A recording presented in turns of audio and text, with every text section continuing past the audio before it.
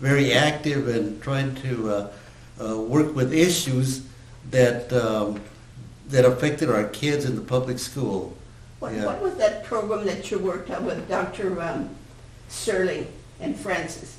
Oh, yes, in the Lyndon Johnson administration, when those programs, the federal programs first came over, you had to have a program. So they went to Colton, said, you got to have a program to get these federal funds. And we didn't have any. Well, what do we turn to? So I knew Dr. Sterling, he was an MD, that I don't know how I got that, but the lady Francis, her name was Francis, in social services in San Bernardino. I went to talk to her and says, you know, we can go fight for federal programs. As I introduced myself, of course. I live in South Colton. I was born in South Colton. And I'm interested in the people of South Colton. And we want federal programs for our kids, our programs. But we don't have anybody to help us. And so she's the one, Frances, I forget her last name, but she was there for a long time, social services lady, single lady, very nice professional lady. So she called, she was a friend of Dr. Sterling. So they said, okay, we'll help you.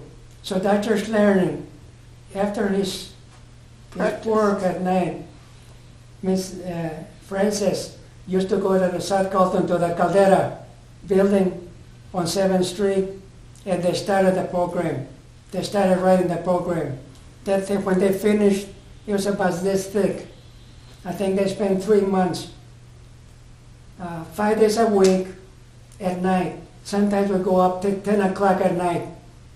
And you know, I don't know, but we were very lucky that we did. So they did the program. They didn't want any, it says, we don't want our names in anything. You're the ones that are going to present it. They presented it, and they passed it, and they got their funds. Up to now, I think this is the first time that we tell you We discussed it. that's what happened.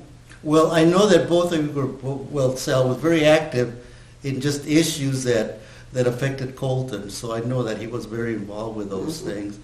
Yeah. Francis and Sal, have we covered everything about the positive things that you've done in your life? I know I didn't mention something like when you were young and growing up, what did you guys do for entertainment? For entertainment? Yeah. Cassie, What did you do for entertainment? Well, the entertainment was, well, games that we used to play, marbles. and, Canicas. Canicas, Yeah. and you know, when you get that ring, and then you have wire, stiff wire, and tires, old tires that you used to get in there and go to the hills and go down. We made our own games. You know, the kites. We used to make the kites. You know, paper and everything. Yeah, there was no money. I mean, at least in our house, there was no money. So you made your own games. Yeah. Yeah. Yeah. Llantas, old tires. Yeah, you use the old tire. Oh yeah. Remember they used to go in there, and you used to roll it. But somebody used to roll it, and then you go like this. Yeah. How about resorteras, slingshots? He still has one. He does. we cut the woods, you know, like this. Put the rubber, you know, use that inner tube, used to cut them, and the leather, you know, and kill the birds. You know, I'm ashamed to say, remember there was a lot of horny toads down in South Colton. I killed a lot of those horny toads and the lizards. They're in the Santa Ana River? The Santa Ana River? We went to the river, yeah. But where did you kill the horny toads? Huh? The horny toads. Well, you go to the backyard, you know, by the railroad tracks. There was a little stream like that during the winter time, and they used to come out by the winter time, and we used to kill them. Yeah. Sal, what about swimming? Swimming. Did you guys go to the Santa Ana, los know, Coninos? I'm Los Coninos? I'm a non-swimmer, Uh-huh. and I joined The the Navy. Navy. And I'll tell you a story about that. During the Second World War, I said, I want to join the Navy, but I can't swim. And I read in the paper that a British warship got sunk by the Germans, and the only survivor out of those 5,000 crewmen was a non-swimmer. And you know how he did it? He found a piece of lumber, and he clung to it. Well, the people that used to swim, I guess they were very confident, but they were there for 1 or 2 days, and they finally got tired and drowned. That guy, non-swimmer, he clung to that piece of wood, and he survived. So he was your hero. Yeah, he was He was your hero. So he was your hero. All I wanted to do was find a piece of wood. Mr. Caballeros, do you have any questions for our... Just a follow-up question on the programs that were brought in through that grant, that proposal that was written. What kind of programs were brought in? Do you remember? What kind of programs, what kind of educational programs were brought in through that proposal that you helped to What kind submit? of educational programs were brought into the education when you and Dr. Sterling worked on? What kind of programs were brought in the education? They were done for the school system, and Colton used that. That's where they came with. But I'm wondering what they used the money for. Oh, do you know what they used the money for? I really can't remember. I can't remember what they used it for. But they got money from the federal government because After because the of that form was program. after it was built, he just got left. You know also who was involved in that was Beatrice. Was she involved in that? Beatrice. Oh, B. B. B. She took over afterwards. See, after all this was Oh, done, yeah. they pushed him out again, like in the American Yeah. Legion. Oh, B was involved with those activities. But Yeah. she came in after it was all done. Mm-hmm. She was a big cheese after that. Yes, I remember her. I remember educational Yeah, programs. well, we can follow up with tutoring. her, ask, Okay. tutoring, bilingual programs maybe. I'm Yeah, wondering yeah. if part of it was bilingual education. That was about the beginning, those were the years when bilingual education, some people were experimenting with it. Yeah. I'm just wondering. Which I don't believe in. Yeah, well, Yeah. yeah. But you have a picture that you brought, Sal, a picture of your mom and dad there. That I can't see it. Cesar. What is it? That was the when they Can got you put their, it to the camera so they can? when they got their citizenship No. paper. Échame para allá. Espérate. Okay, can you focus on the picture? Okay. Tell us about the picture, Sal. Tell us about the picture. When they were going to get their citizenship papers. That's 50 years after my dad came to the United States. Francis took him to the Superior Court, to the auditorium. No, I fill out the form because neither of them had immigration papers. They didn't need it at the time. So I fill out the form for them to stable immigration. And then they went to, I think it was Wilson or Garfield, to classes. And then that picture I took just in front of her house the day they were going to have take their oath, Oh, good. Okay. Uh-huh. Okay. And Francis, what year was this? Do you remember? What year? What year? That was in 1951. 1951? Yes. Okay. Okay. Now, Francis and Sal, did I miss anything that you want to mention to our session today? Did I miss anything? We talked about where your parents came from. We talked about being in the military service and developing an attitude that I paid my dues. We talked about getting a job at the post office. We talked about your family, your girls. We talked about, you getting your house, a huevo. They didn't want it, but you getting your house. and then kind of the wonderful experience that you've had, not only living in a segregated community, but also being able to move to the north side of Colton and kind of just be there for how many years now? We've lived in that home for 60 years. 60 years now? Yeah, we moved there on our third wedding anniversary. Yeah. So we've been married 63 years, so we Ooh, moved there on our congratulations. third. Congratulations. Thank you. So did I miss anything? No, Well, there's one comment that I want to make. When you asked us the other day if we would come here, I thought of what I would say. Said, well, I'll leave it up to God. But there's one thing that I want to bring up. I thought to myself, my talk will be, I hope 90% of my parents, than what they gave me by coming to the United States. I can't be more appreciative that they did that, because they gave us an opportunity. Even though that was hard, yes. Mm-hmm. But it means that for our kids to have it easier, for my daughter to graduate from Santa Clara, for my youngest daughter to be right now in Seattle, talking with the heads of Bainbridge Jewelers, who got over 70 jewelry shops in the United States. And chances are that from now on she's going to go up, because she's been working there 3 years. Mm-hmm. And I don't think, according to the employees there, that the one from Brea, I don't think that they've ever done anybody Mexican American to be invited to talk to them, to the Bainbridge family. So we feel very proud. That pride, Colton, the spirit of Colton, especially South Colton. I'm very proud. Thank you. Thank you very much, both of you.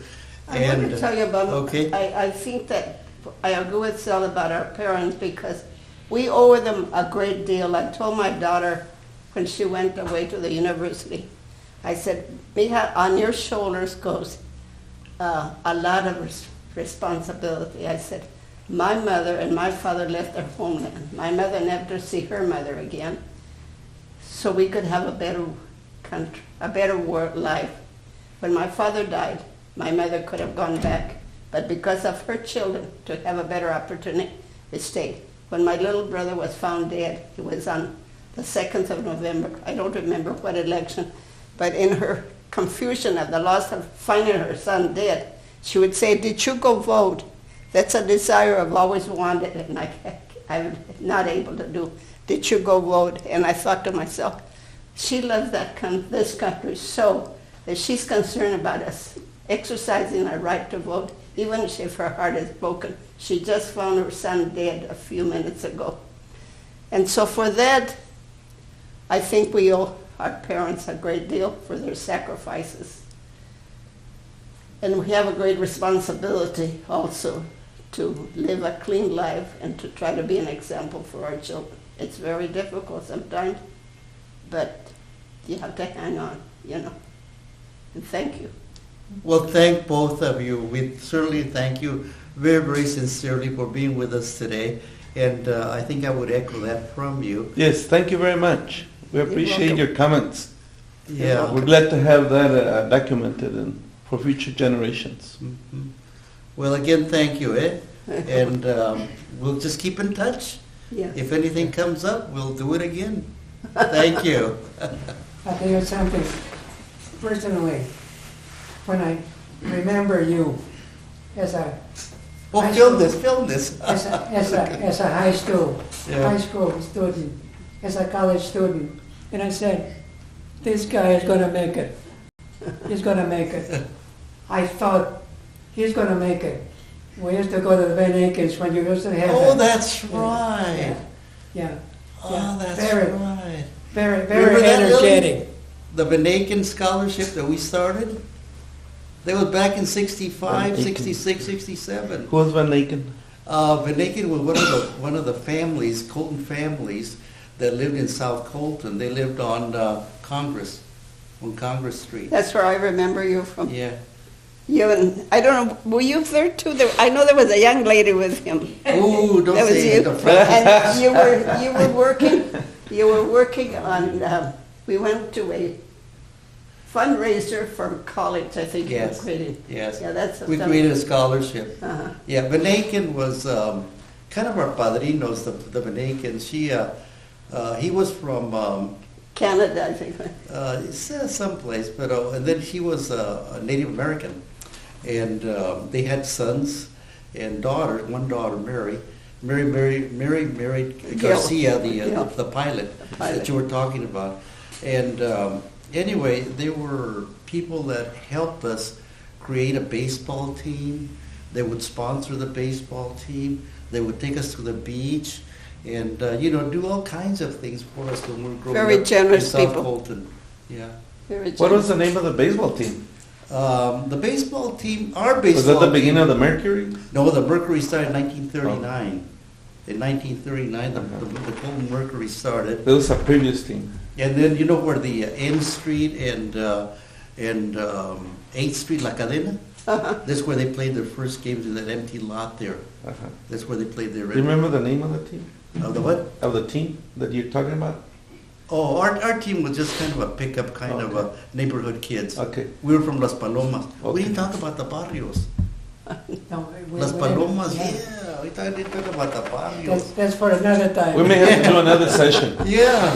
Yeah. Ernie Garcia let's- we'll has a good Yeah. handle on the barrios. We'll do another session, talk about the barrios and some of the other things. Yeah. Sounds good. That's what they would say.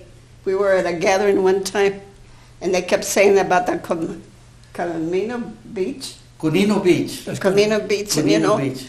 I had traveled through my parents and us have traveled through the coast, and I thought, I've never been to that beach, and there was talking and talking. Finally, I said, "Where's that beach? I've never been to it." And Sal said, "No, you haven't been." And then the other lady said, "We can tell you're not a native." I said, I still didn't know what they were talking about. You know, it's the Santa Ana River. Oh, The Santa Ana River, so it crossed, the Riverside Freeway came through Colton, through La Cadena.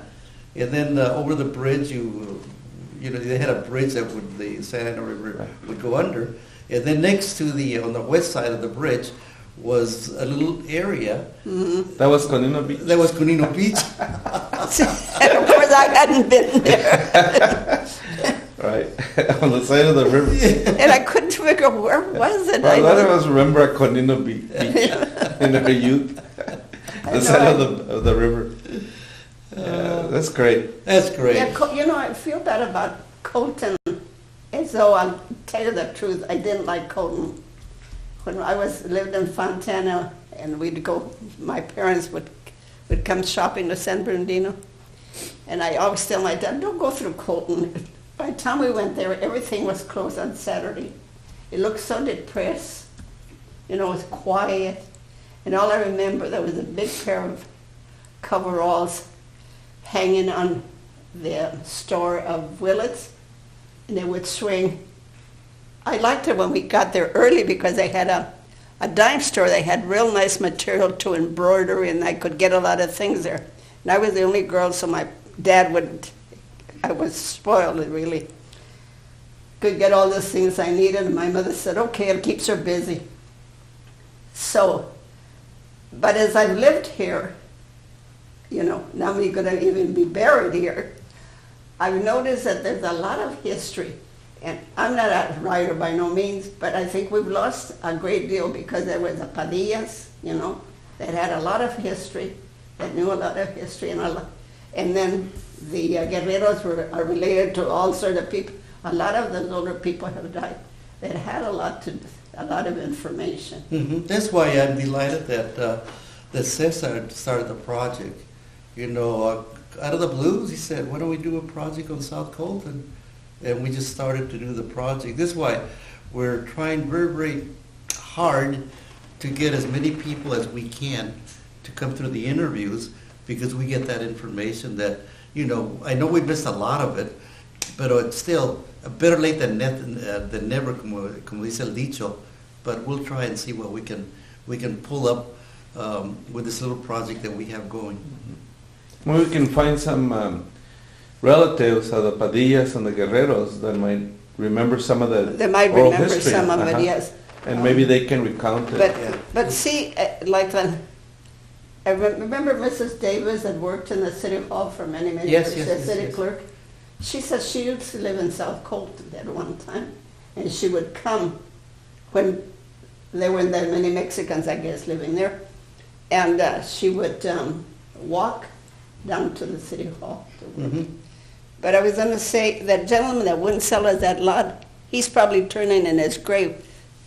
The man, that house that he owned, the son of one of my godchild is living in it.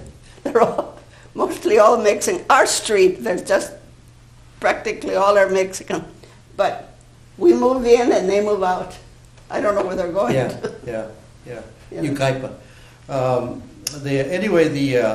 It's a good project, and on Thursday, this coming Thursday, at 1:30, we're gonna tape Abe Beltran. Oh, uh-huh. We're gonna tape Abe Beltran, and he was the second Mexican mayor in Colton. Yes. Pascual Oliva was the first one, and then Abe was the second one.